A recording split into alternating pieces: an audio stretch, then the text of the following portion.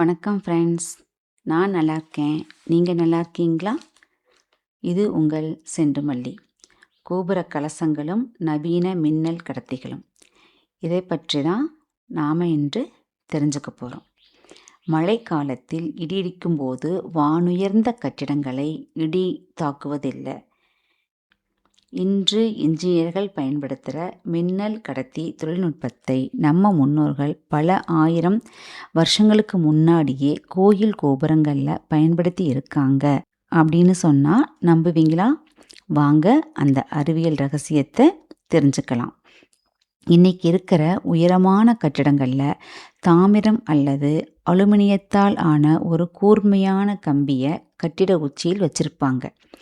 மின்னல் கட்டிடத்தை தாக்கும் போது அந்த மின்சாரத்தை இந்த கம்பி அப்படியே இழுத்து தரைக்கு அடியில் பாதுகாப்பாக அனுப்பிடும். இதனால் கட்டடத்துக்கு எந்த பாதிப்பும் வராது. இந்த டெக்னாலஜியை தான் நம்ம முன்னோர்கள் கோபுரங்களில் வச்சாங்க. கோபுர உச்சியில் இருக்கிற அந்த செம்பு கலசம் ஒரு சிறந்த மின்னல் கடத்தி.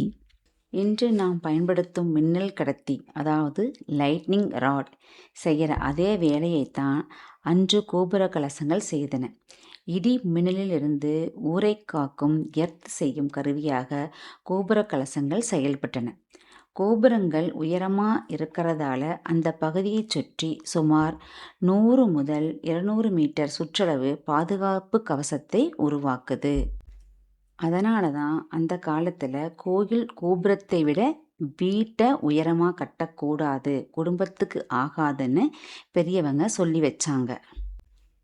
அந்த காலத்தில் வரகு, திணை மாதிரியான தானியங்களை ஏன் வச்சாங்க? மின்னலை ஈர்க்க வைத்தார்களா என்ன? இதற்கான உறுதியான அறிவியல் ஆதாரம் இல்லை.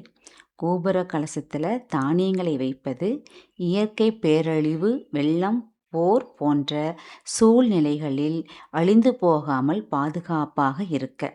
அதனால் இது பாரம்பரியம், நடைமுறை அறிவு, ஆன்மீக நம்பிக்கை இவற்றின் கலவையாக பார்க்கப்படுகிறது. இதுதான் நம்ம முன்னோர்களோட டிஜிட்டல் இல்லாத டெக்னாலஜி. நம்ம முன்னோர்கள் சொன்ன விஷயங்களில் ஏதாவது ஒரு அறிவியல் காரணம் நிச்சயமாக இருக்குது. என்ன ஃப்ரெண்ட்ஸ், இந்த தகவல் உங்களுக்கு பிடிச்சிருந்தா சப்ஸ்கிரைப் பண்ணுங்கள், லைக் பண்ணுங்கள், ஷேர் பண்ணுங்கள். வேறு ஒரு நல்ல தகவலுடன் மீண்டும் உங்களை சந்திக்கிறேன். நன்றி.